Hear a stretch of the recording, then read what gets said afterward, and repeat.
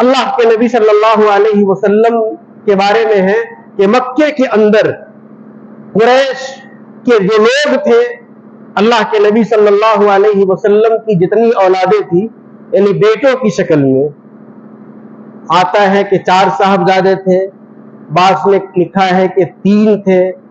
4 कौन कौन थे? ताहिर, कासिम, अब्दुल्ला और इब्राहिम। और बाज लोगों ने लिखा कि इब्राहिम और अब्दुल्ला एक ही नाम है, 3 है। 3 हो या 4 हो, उससे ज्यादा बहस यहाँ पर नहीं है। अल्लाह के नबी सल्लल्लाहु अलैहि वसल्लम के बेटे का जब इंतकाल हुआ हजरत इब्राहिम का, तो कुरैश के लोगों ने कहा कि ये अबतर है। अबतर कुरैश में या मक्के में उसको कहा जाता है जिसकी नस्ल खत्म हो जाए, जिसकी नस्ल न चले, यानी औलाद के चलने का या नस्ल के चलने का जो तस्वुर है वो आमतौर से बेटे हैं। बेटों से नस्ल चलती है, बेटों से वंश चलता है। तो जब लोगों ने देखा कि नबी सल्लल्लाहु अलैहि वसल्लम की औलाद हजरत इब्राहिम का इंतकाल हो गया, तो अब लोगों ने आपका मजाक उड़ाना शुरू किया और कहना शुरू किया कि नाउज़ुबिल्लाह, मोहम्मद की नस्ल तो अब खत्म हो गई, अब चलेगी ही नहीं, इसका नामो निशान मिट जाएगा। ये बात नबी सल्लल्लाहु अलैहि वसल्लम को मालूम हुई, तो अल्लाह के नबी को भी तकलीफ हुई।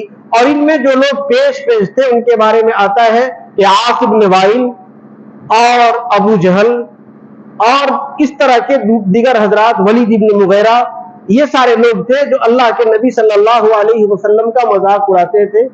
अल्लाह तबारक व तआला ने आपको तसल्ली के लिए ये सूरत नाजिल की, और इस सूरत के नाजिल करने के बाद कहा, इस सूरत में ये बात आपको बतलाई गई कि ए नबी, आपकी नस्ल खत्म नहीं होगी, बल्कि आपके दुश्मन की नस्ल खत्म हो जाएगी, आपके दुश्मन की दुम कट जाएगी, वही बेनामो निशान होंगे। ये इस सूरत के नुज़ूल के बारे में लिखा है कि एक दिन अल्लाह के नबी सल्लल्लाहु अलैहि वसल्लम बैठे हुए थे, अचानक आप पर गुनूद की तारी हुई, यानी बेहोशी की कैफियत तारी हुई और आप बेहोश हो गए।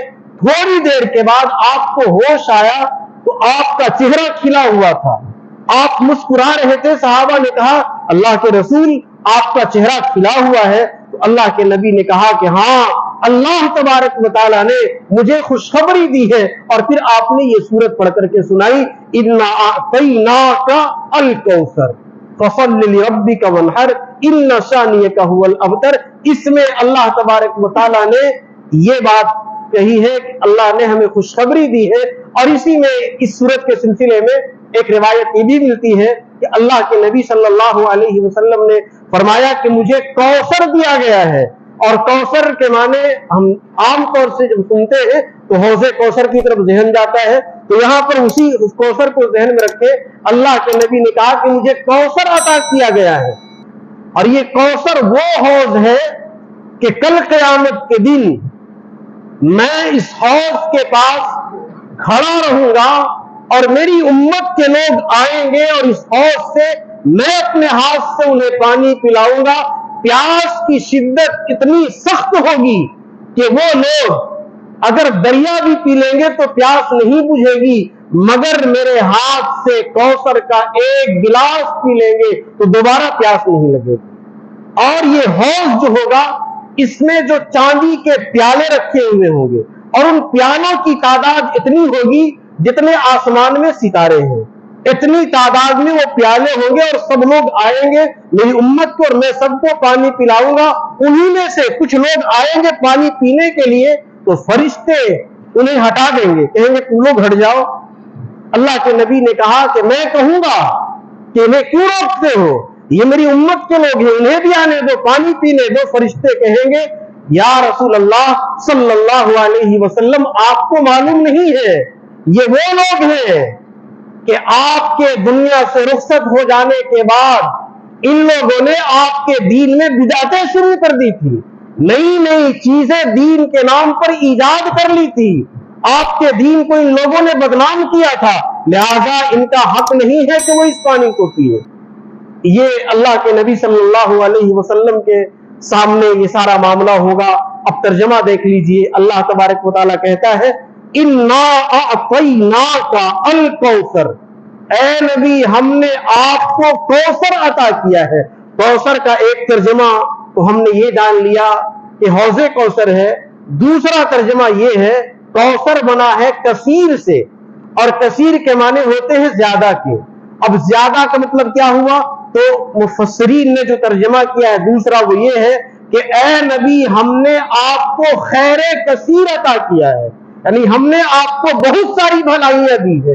اور جب بہت ساری بھلائیاں ترجمہ کریں گے کہ ہم نے بہت ساری بھلائیاں دی ہیں، تو بہت ساری بھلائیوں میں کوثر خود بخود داخل ہو جائے گا، یعنی وہ حوض کوثر جس میں انشاءاللہ ہم تمام لوگ پانی پینے کے لیے حاضر ہوں گے، اور نبی کے ہاتھ سے ہم تمام لوگوں کو جام ملے گا، اور اس کے پینے کے بعد پھر ہمیں بھی پیاس نہیں لگے گی۔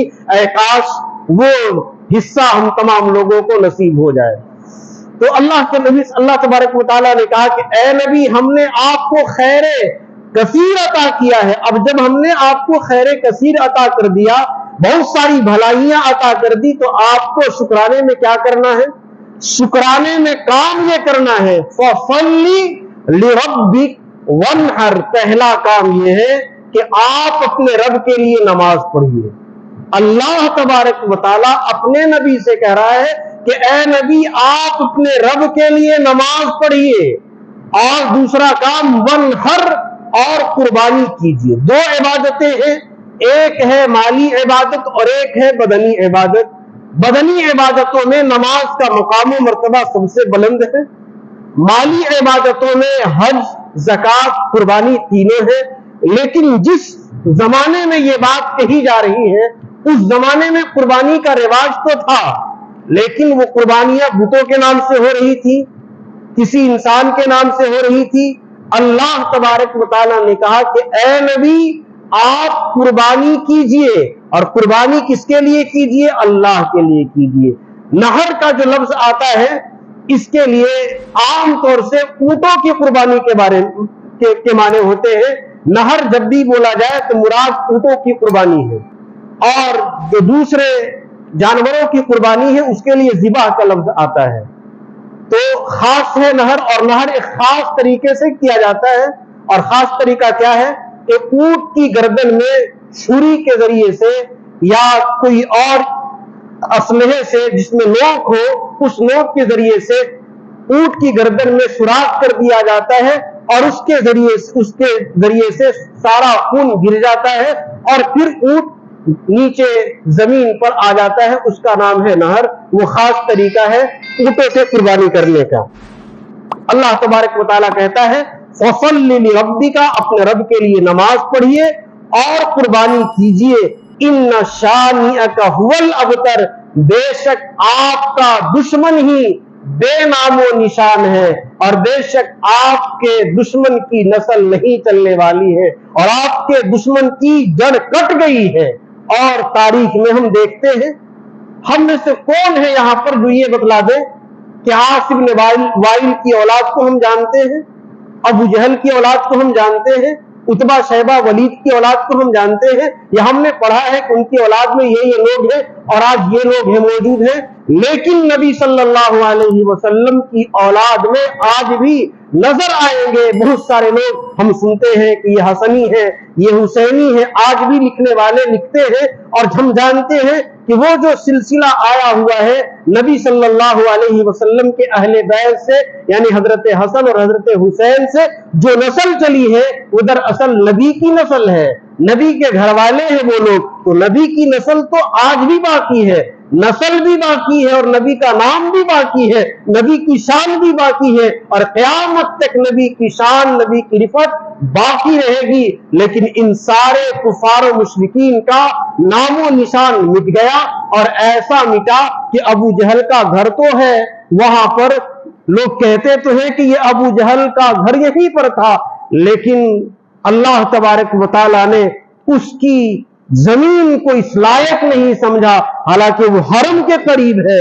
اللہ نے اس لائق نہیں سمجھا کہ اسے حرم کا حصہ بنایا جائے، بلکہ اللہ تبارک و تعالیٰ نے اس حصے میں استنجا خانہ بنوا دیا کہ لوگ آئیں اور جانیں کہ یہ وہ شخص ہے جو نبی کا دشمن تھا۔ نبی کے دشمن کے گھر میں لوگ جاتے ہیں اپنی حاجت کو پوری کرنے کے لیے، اپنے جسم کی گندگی کو نکالنے کے لیے اللہ تبارک و تعالیٰ نے اس کا یہ مقام دیا، اور نبی کا جو مقام ہے ہم سب جانتے ہیں۔ اللہ تبارک و تعالیٰ ہم تمام لوگوں کو قرآن پڑھنے، قرآن سیکھنے، قرآن سمجھنے، قرآن سننے اور قرآن کریم پر عمل کرنے کی توفیق عنایت فرمائے۔